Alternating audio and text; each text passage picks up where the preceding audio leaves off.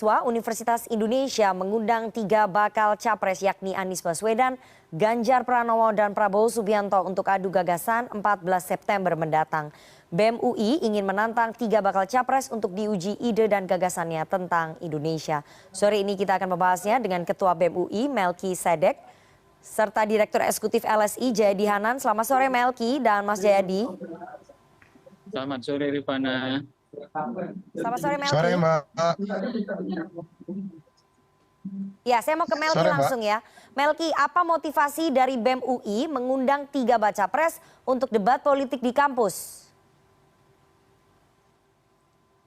Baik, terima kasih Mbak. Jadi semangat ini lahir dari keresahan kami, golongan muda dan juga teman-teman mahasiswa melihat kejenuhan politik hari ini. Bagi kami, politik hari ini menjelang pemilu 2024 diisi dengan banyak sekali gimmick-gimmick politik, kampanye-kampanye yang minim substansi, dan juga seringkali citraan dan juga permainan politik identitas yang kami rasa tidak begitu baik menjelang pemilu 2024 gitu. Dan kemudian oleh karena itu kami menggagas program ini, program adu gagasan ini dengan niatan untuk menguji gagasan bagi tiap bakal calon presiden agar mereka betul-betul tidak kehilangan esensi dari pemilu 2024. Yang mana esensi sebenarnya dari pemilu 2024 adalah sirkulasi pemimpin untuk melahirkan pemimpin-pemimpin baru yang gagasannya teruji, yang wawasannya mumpuni untuk bisa membangun bangsa, bukan sekedar jualan pencitraan dan lain sebagainya. Dan kami rasa kampus adalah tempat yang paling tepat untuk menguji tiap gagasan, menguji tiap argumentasi, agar lahir wawasan-wawasan baru, ide-ide baru, visi misi segar, dan dipertontonkan di depan kaum muda dan mahasiswa yang adalah pemilik bangsa selama puluhan tahun ke depan. Begitu Mbak. Oke, Melki, apakah kemudian dari BEM UI dan juga mahasiswa melihat bahwa saat ini bakal capres tiga-tiganya hanya mempertontonkan gimmick-gimmick politik ya, ketimbang menawarkan gagasan-gagasan besar? Sampai hari ini kami masih belum melihat adanya bakal calon presiden manapun yang betul-betul serius menyampaikan visi misi, yang betul-betul serius menyampaikan program-program, yang betul-betul serius menyampaikan gagasan-gagasan besarnya untuk bangsa. Dan oleh karena itu sebenarnya selama 1 bulan terakhir teman-teman BEM UI dan seluruh BEM Fakultas di UI sudah menyusun kajian ilmiah Mbak, berjudul What's Next After Jokowi. Kita menyusun poin-poin aspek-aspek kebangsaan seperti aspek-aspek kesehatan, pendidikan tinggi, reformasi hukum, reformasi kepolisian, dan lain sebagainya. Kita susun sehabis masa kepresidenan Bapak Jokowi, kita pengen Indonesia ini bergerak di aspek-aspek ini ke arah yang bagaimana gitu. Jadi siapapun presidennya, kami tidak menunjukkan keberpihakan kami kepada salah satu pasangan calon ataupun bakal calon presiden, yang mana kami akan terus mengawal program-program dan ide-ide kami. Ini akan kami pertontonkan di sesi nanti 14 September untuk kami hadirkan, kami paparkan di depan setiap bakal calon presiden. Kami ingin mendengar gagasan-gagasannya, misalnya di dalam aspek reformasi pendidikan tinggi, bahwa gagasan baru apa yang akan diberikan tiap bakal calon presiden untuk bisa mereformasi sistem pendidikan tinggi Indonesia yang hari ini tengah dalam masa terpuruk. Bagaimana untuk reformasi kepolisian, reformasi hukum, dan lain sebagainya. Begitu Mbak. Oke, jadi isunya yang akan diuji dari mahasiswa kepada 3 bakal capres ini akan lebih fokus kemana?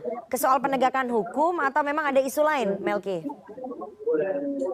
Sampai hari ini kami sedang mempersiapkan banyak topik, banyak poin, banyak aspek Mbak sebenarnya gitu. Tapi untuk beberapa kepentingan sepertinya kita masih belum bisa menyampaikannya pada publik karena kami tidak ingin memberikan kisi-kisi ataupun persiapan terlebih dahulu. Kami ingin ini betul-betul natural, tiap bakal calon presiden dan mempersiapkan poin-poin terbaiknya untuk masa depan bangsa, gitu Mbak. Oke, Mas Jayadi, putusan MK kan memperbolehkan ya fasilitas pemerintah dan tempat pendidikan dipakai sebagai ajang kampanye. Apakah kemudian debat politik di kampus ini yang digagas oleh mahasiswa BEM UI harus dimanfaatkan oleh 3 bakal capres? Iya, saya kira ini harus didukung ya. Karena kalau di luar kampus itu kerangka tidak ada keharusan untuk memiliki kerangka ilmiah gitu kan.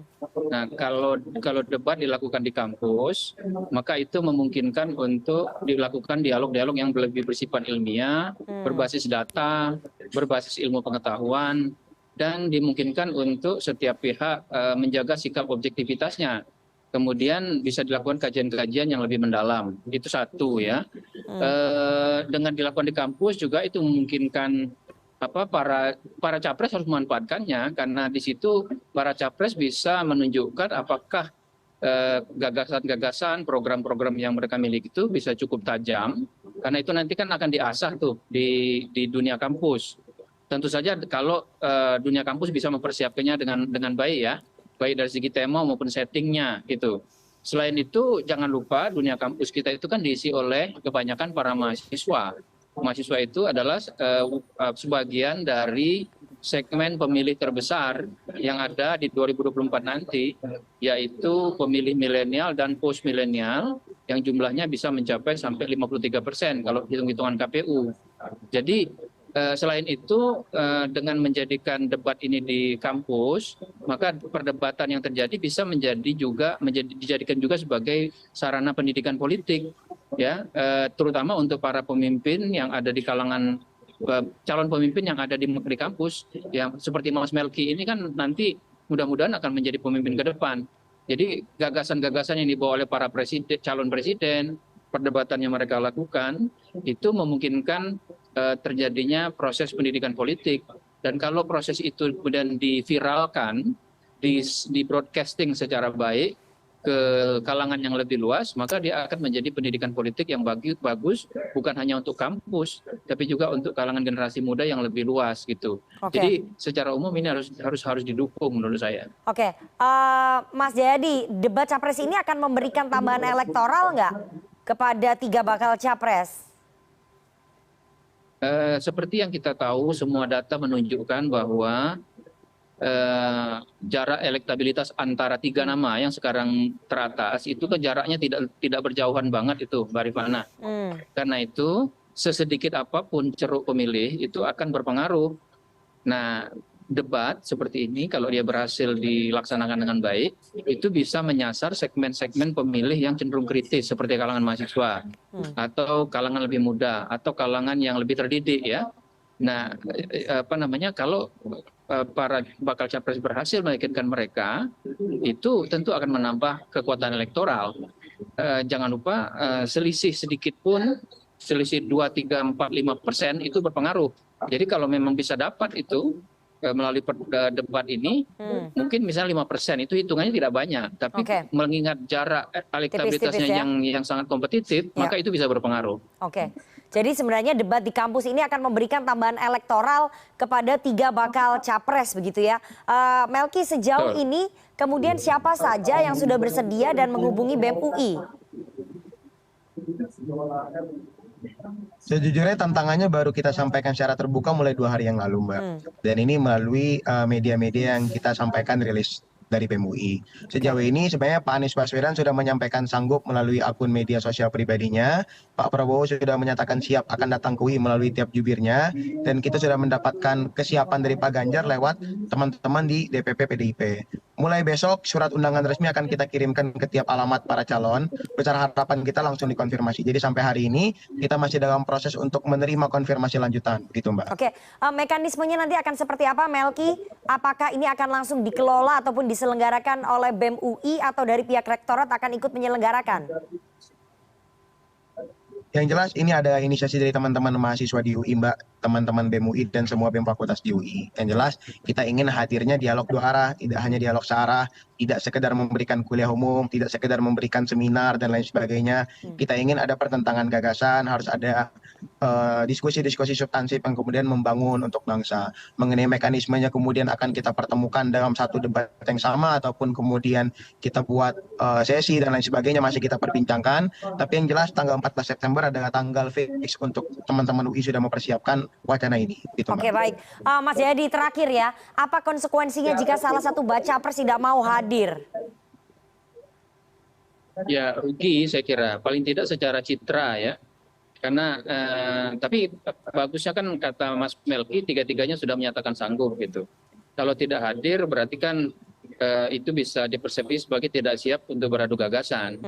Dan saya setuju dengan Mas Melki tadi, setting debatnya harus memungkinkan adanya dialog yang sifatnya substantif. Tidak seperti debat di 2000 yang sering kita lihat di 2014, 2019 ya, yang debat resmi, terlalu formalistik. Nah, saya harap dengan dikelola oleh para mahasiswa, tentu mahasiswa harus bekerja sama dengan para ahli ya, para dosen ya, yang supaya lebih substantif.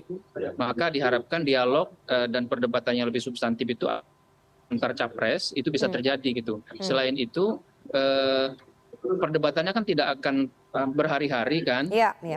Mungkin 2 jam atau 3 jam gitu, karena itu sementara isu yang mendera yang akan kita hadapi itu sangat banyak. Maka kunci yang lain adalah saya kira pemilihan isu ya. Iya. Harus pemilihan isu debatnya harus benar-benar fokus dan menyentuh hal-hal paling strategis.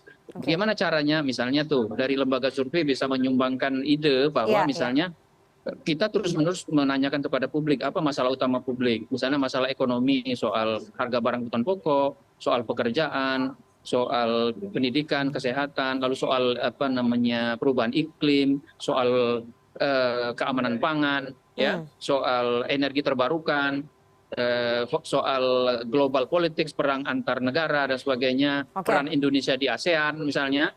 Nah, itu banyak sekali isu yang bisa dibahas kan. Karena itu pemilihan isu selain setting debat yang memungkinkan dialog 2 arah seperti kata Mas Melki tadi, harus juga memungkinkan keterlibatan para peserta, mahasiswa atau yang hadir ya. Jangan hanya berdebat sesama mereka saja. Iya, iya.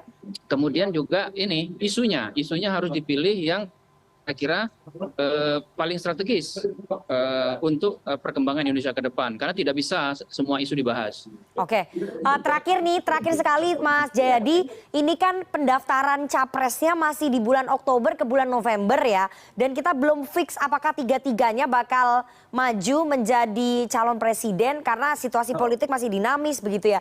Apa nggak sebaiknya debat ini dilaksanakan setelah nanti tiga-tiganya resmi mendaftar, Mas Jayadi? Nggak apa-apa, ini kan ini bagian dari pendidikan politik bangsa kita. Bagian dari kemampuan para calon pemimpin bangsa, calon presiden ini untuk menunjukkan bahwa mereka memang sekarang kan di survei mereka teratas. Nah sekarang dari segi gagasannya apakah mereka pantas sebetulnya?